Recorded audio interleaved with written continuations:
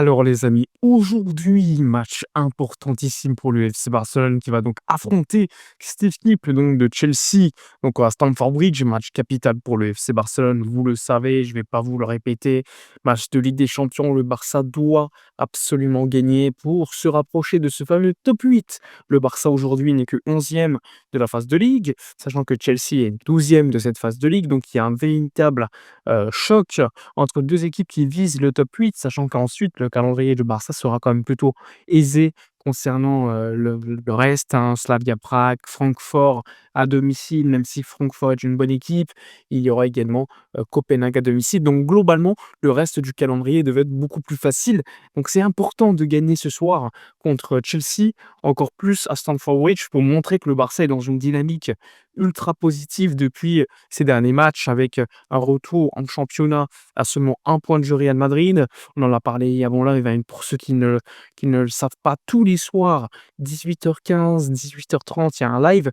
Là, ce soir, ça sera l'avant-match spécial Ligue des Champions. Il aura lieu à 19h15 ou 19h30. Donc, soyez là pour la composition d'équipe, pour l'avant-match et tout ce qui s'ensuit. Évidemment, il y a des informations à vous dévoiler. L'absence de Pedri, on a eu la convocation de l'équipe hier. Donc, malgré son anniversaire, Pedri pas dispo. Il faut savoir qu'il y a un véritable, une divergence d'opinion, au sein du Barça, avec d'un côté les médecins qui ont estimé que Pedri n'était pas prêt pour le match contre Chelsea. L'autre côté, il y avait, les physios qui, eux, estimaient qu'il pouvait être là. Finalement, le Barça a préféré prendre peu de risques, à l'encontre, enfin de Pedri, tout simplement parce qu'avec Rafinha, ils avaient pris des risques. Il avait rechuté par 2 fois et il l'a d'ailleurs expliqué cela hier en conférence de presse, le Brésilien. Donc Pedri devrait être de retour ce week-end contre Alaves, donc ça, c'est quand même une bonne nouvelle pour le Barça. Pour en revenir à ce match, hier, je vous l'ai dit, Hansi Flick et Rafinha étaient en conférence de presse. D'ailleurs, pour ceux qui étaient là en live, on vous a fait la traduction en live avec, Hansi Flick et Rafinha. Alors, super intéressant, on a pu voir déjà qu'Hansi Flick était malade, mais surtout, on a pu voir que, par exemple, il a reconnu le fait que le Barça avait fait des erreurs avec, Rafinha, avec la volonté de le faire revenir le plus rapidement possible. Donc ça, c'est une erreur qu'il reconnaît au niveau du staff, mais pour autant, il dit que les erreurs, ça peut arriver à tout le monde. Lui, il se trompe, d'autres se trompent, et que forcément, il a une équipe spectaculaire.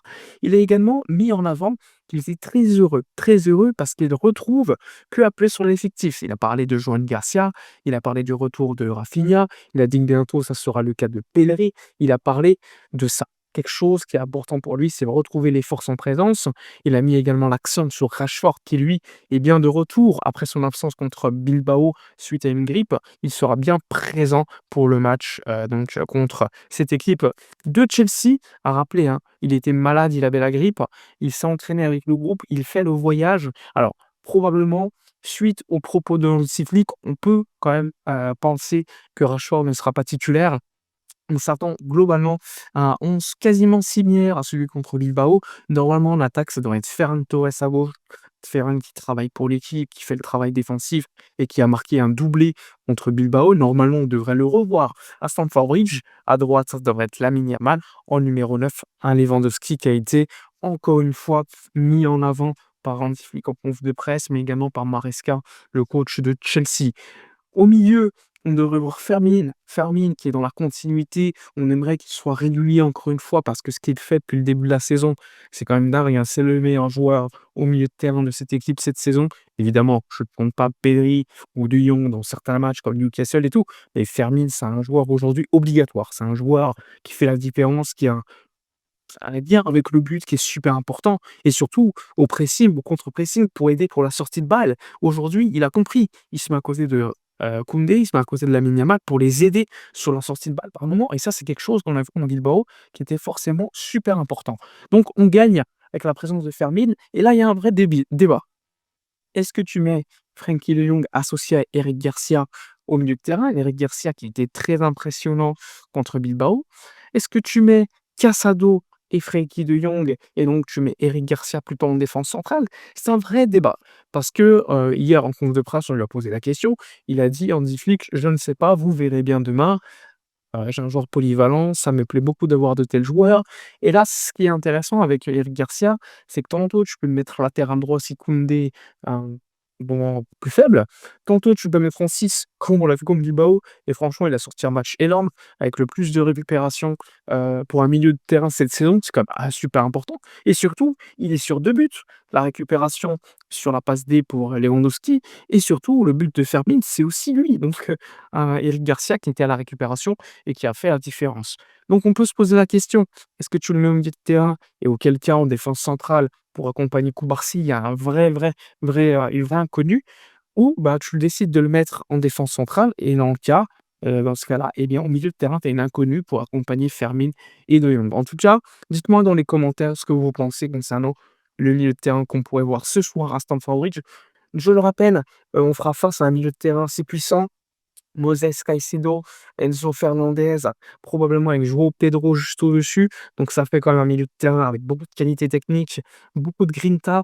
Et là, on aura besoin forcément de joueurs qui mettent le pied, qui savent également tenir la balle, comme par exemple Frenkie de Jong. Et c'est là qu'il y a une absence quand même d'un joueur, d'un Pedri par exemple.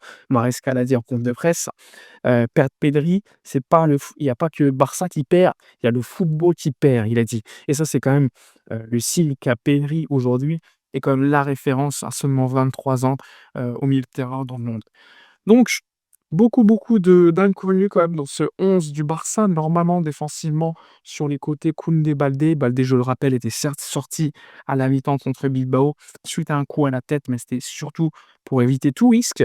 Et là, on peut se poser la question: est-ce qu'on verra une nouvelle fois un Gérard Martin en défense centrale? Sachant que je ne pense pas, mais sachant que vous l'avez probablement vu contre Bilbao, un Barça qui, défensivement, la ligne ne prend pas beaucoup de risques par rapport à ses derniers matchs. C'est une ligne, certes, assez haute, mais qui désormais prend moins de risques. C'est-à-dire que lorsqu'il y a une ligne du hors-jeu qui peut être créée, parfois le Barça estime qu'il faut plutôt défendre en courant vers João Garcia plutôt que en se projetant en avant pour créer une ligne de hors-jeu qui parfois peut mettre en difficulté le Barça. Donc ça, c'est quelque chose qu'on a vu également contre Bilbao. Beaucoup moins de risques pris par la défense du Barça avec cette ligne haute et surtout au gardien, tu as João Garcia. João Garcia qui change un petit peu tout, que ça soit pour sortir de sa surface, pour récupérer des balles à la relance, mais également dans sa surface. C'est lui le patron. C'est un joueur qui fait la différence et on l'a vu contre Newcastle à St James Park quand ça commence à être compliqué au début du match. Il fait les arrêts et ensuite voilà, il est toujours là pour te rassurer et c'est ultra important de l'avoir. Donc ça aussi, c'est un élément important qu'on sous-estime à mon avis, c'est la présence de João Garcia. En tout cas, ce soir, ça va être un match super contre Chelsea, Stamford Bridge. Ça permettra au Barça d'également se jauger après de bons matchs, que ce soit la seconde mi-temps contre Vigo mais le match également contre Bilbao, qui sont quand même des équipes qui jouent au foot. Maintenant, c'est le haut niveau là. Tu es à l'extérieur en plus. Stamford Bridge, Ligue des Champions, avec en face probablement Estevao sur le côté, probablement également la présence peut-être de Guillaume Delap, mais surtout un milieu de terrain puissant, Cucurella sur le côté, Reece James aussi. Alors il y a une inconnue concernant la défense, ça devrait être Fofana qui devrait être en défense centrale côté Chelsea. Mais en tout cas, ça va être du lourd, ça va être du lourd ce match. J'ai hâte de voir ça. Normalement, Fofana, Chalobah, sur les côtés, Reece James, Cucurella. Maintenant, le milieu de terrain, Caicedo, Enzo Fernandez. Probablement João Pedro en 10. Sur les côtés, est-ce que ça sera Neto ou Garnacho? On ne le sait pas. Il y aura probablement Estevao et en numéro 9, peut-être Delap ou peut-être une surprise. Mais en tout cas, ça va être super intéressant.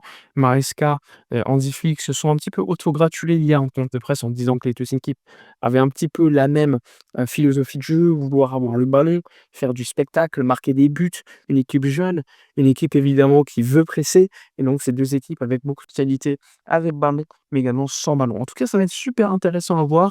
N'hésitez pas dans les commentaires à me dire ce que vous attendez pour ce match. En tout cas, nous, on se retrouve ce soir à 19h15, 19h30, je ne sais pas encore, pour le live sur YouTube et également sur Twitch.